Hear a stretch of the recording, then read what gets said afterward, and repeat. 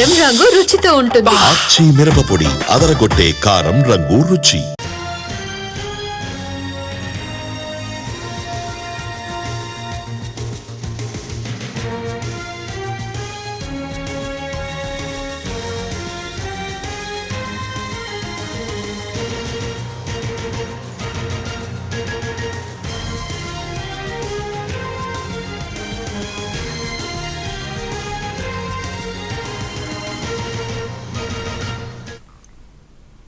Fee రియంబర్స్మెంట్కు సంబంధించి తెలంగాణ ప్రభుత్వం కీలక నిర్ణయం తీసుకుంది. రియంబర్స్మెంట్కు సంబంధించి 1-2 రోజుల్లో కమిటీ వేయనుంది ప్రభుత్వం. ముఖ్యంగా ఫీజు రియంబర్స్మెంట్ రూల్స్ విషయంలో కఠినంగా ఉండాలనేది ప్రభుత్వ ఆలోచనగా ఉంది. దీనికి సంబంధించి కమిటీకి కీలక సూచనలు చేయను. ఇకపై ఫీజు రియంబర్స్మెంట్ నేరుగా విద్యార్థుల ఖాతాల్లోకి వేయడంతో పాటు ఆడిట్ చేసే ఆలోచన ఉంది. ఫీజు రియంబర్స్మెంట్ అర్హులైన విద్యార్థులందరికీ అందేలా చూడడంతో పాటు ఫ్యాకల్టీ, వసతులు, విద్యా ప్రమాణాల తనిఖీలను పెంచనుంది.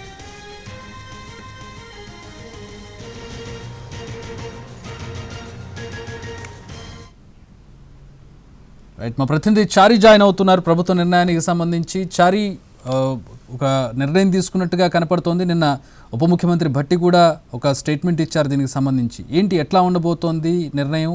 ఏ విధమైనటువంటి విధి విధానాలతో కమిటీ ఉండబోతోంది?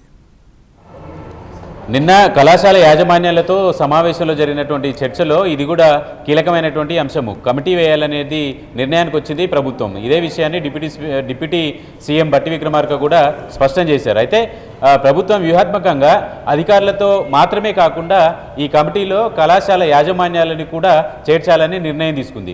కళాశాల యాజమాన్యాలు కూడా ఈ కమిటీలో ఉంటారు. అయితే ఈ కమిటీ చేయాల్సినటువంటి పని ఏంటి అనే దానికి సంబంధించి కొన్ని మౌలికమైనటువంటి అంశాల మీద చర్చ జరిగినట్టు తెలుస్తుంది.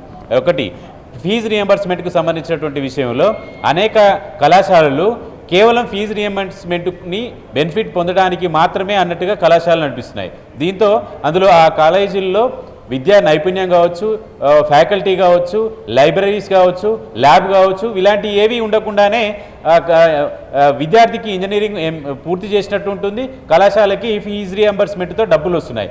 వీటన్నిటికీ చెక్ పెట్టాలనేటువంటి ఆలోచనతో ప్రభుత్వం వచ్చింది. వీటితో పాటుగా ఫీజు రియంబర్స్మెంట్ అనే పథకాన్ని రాజశేఖర రెడ్డి హయాంలో ప్రారంభించారు. కాంగ్రెస్ పార్టీ ప్రారంభించినటువంటి ఈ పథకాన్ని పూర్తి స్థాయిలో పేద విద్యార్థులకు అందాలనేటువంటి ఉద్దేశాన్ని కూడా ప్రభుత్వం నిన్న స్పష్టం చేసింది. కాబట్టి ఫీజు రియంబర్స్మెంటు నిజమైనటువంటి అర్హులైనటువంటి వాళ్ళందరికీ, కళాశాలలో చదువుతున్నటువంటి వాళ్ళందరికీ కూడా అందించాలి అనేది ప్రధానమైనటువంటి ఉద్దేశం.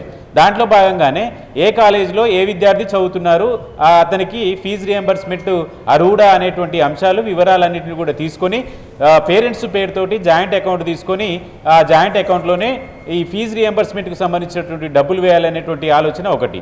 రెండవ ఆలోచన, ఫీజు రియంబర్స్మెంట్లో ఏదైనా కాలేజీ, మా కాలేజీలో మొత్తం 150 మంది, ఉదాహరణకి 150 మంది ఫీజు రియంబర్స్మెంట్కి అర్హులు అని చెప్పేసి పేర్లు పంపించేస్తే ప్రభుత్వం ఆ 150 మందికి కూడా ఫీజు రియంబర్స్మెంట్ సంబంధించినటువంటి కోర్సుకు సంబంధించినటువంటి ఫీజు ఏదైతే లిమిట్ పెట్టిందో ప్రభుత్వం, ఆ డబ్బులన్నిటిని కూడా కళాశాలకి అప్పచెప్పేటువంటి ప్రయత్నం జరుగుతుంది ఇప్పటి వరకు. దీన్ని ఏం చేస్తుంది అంటే ప్రభుత్వం ఖచ్చితంగా ఆడిట్ చేసేటువంటి ఆలోచన కూడా చేస్తుంది. కాబట్టి ఫీజు రియంబర్స్మెంట్కు సంబంధించినటువంటి విషయంలో ఆడిట్ చేయాలనేటువంటి ఒక ఆలోచన కూడా ప్రభుత్వం ఉంది. ఆ ఆడిట్ చేసేటువంటి అంశాల్లో కూడా అధికారులు, అటు కళాశాల యాజమాన్యాలకు సంబంధించినటువంటి సూచనలు కూడా చేయాలని కమిటీలో మరొక అంశాన్ని మెన్షన్ చేశారు. ఇప్పటి వరకు పెద్ద పెద్ద కాలేజీలుగా చెప్పుకుంటున్నటువంటి ఇంజనీరింగ్ కాలేజీలు కావచ్చు, డిగ్రీ కాలేజీలు కావచ్చు, ఇవన్నీ కూడా ఫ్యాకల్టీని ఉన్నతమైనటువంటి విద్యా ప్రమాణాలు పాటించేలాగా ఫ్యాకల్టీ నియామకం ఉందని చెప్పేసి కొన్ని కాలేజీలు నేరుగా కోర్టులను సంప్రదించి ఫీజుల్ని కూడా పెంచుకుంటున్నటువంటి పరిస్థితి. అయితే ఒరిజినల్గా అక్కడ ఉన్నటువంటి ఫ్యాకల్టీస్ వేరు, వీళ్ళు కోర్టుకి చూపించేటువంటి ఫ్యాకల్టీస్ వేరు. కాబట్టి ఈ విద్యా ప్రమాణాల పెంపుకు సంబంధించి ఒరిజినల్గా అక్కడ ఉన్నటువంటి ఫ్యాకల్టీ నిజంగానే సీనియర్లు, అలాగే ఆ స్థాయిలోనే విద్యా ప్రమాణాలు అందిస్తున్నా అనేటువంటి అంశానికి సంబంధించి ప్రతి సంవత్సరం కూడా తనిఖీలు చేయాలనేటువంటి ఆలోచనతో ప్రభుత్వం ఉంది. ఆ తనిఖీలను ఈ సంవత్సరం నుంచి మరింత పెంచేటువంటి అవకాశం ఉంది. ఎందుకంటే కళాశాలకు సంబంధించి, ఇంజనీరింగ్ విద్యకు సంబంధించినటువంటి వాటిలో విద్యార్థుల్లో నైపుణ్యం లేకుండా బయటికి వచ్చిన తర్వాత నిరుద్యోగులుగా ఏదైనా కంపెనీలో ఉద్యోగం వచ్చినా కూడా నైపుణ్యం లేకపోవడం వల్ల బయట ఉద్యోగం నుంచి తీసేసేటువంటి పరిస్థితి వస్తుంది.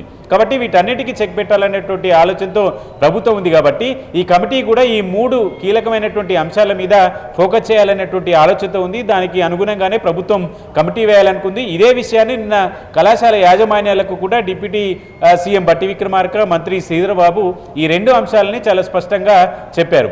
దీనికి సంబంధించి ఇవాళ కానీ రేపు కానీ కమిటీకి సంబంధించినటువంటి ఏర్పాటుకు సంబంధించి ఒక జీవో వచ్చేటువంటి అవకాశం ఉంటుంది. కాబట్టి ఈ కమిటీకి ప్రాథమికంగా ఈ అంశాలని కమిటీ ముందుంచి వీటిని స్పీడప్ చేయడం లేదంటే వీటిని స్ట్రిక్ట్గా అమలు చేసేటువంటి విషయం మీదనే ఫోకస్ చేసినటువంటి పరిస్థితి అయితే కనపడుతుంది. ఇవన్నీ అమలు చేస్తే ఒరిజినల్గా కళాశాలలు నిజంగానే విద్యా నైపుణ్యం పెంచడానికి సంబంధించి కావచ్చు, విద్యార్థులలో పూర్తి స్థాయిలో ఫ్యాకల్టీస్ని అనుభవమైనటువంటి ఫ్యాకల్టీస్ని పెట్టడము, లైబ్రరీసు, ల్యాబ్లు ఇవన్నిటిని పూర్తి స్థాయిలో ఏర్పాటు చేసుకునేటువంటి అవకాశం కూడా ఉంటుంది.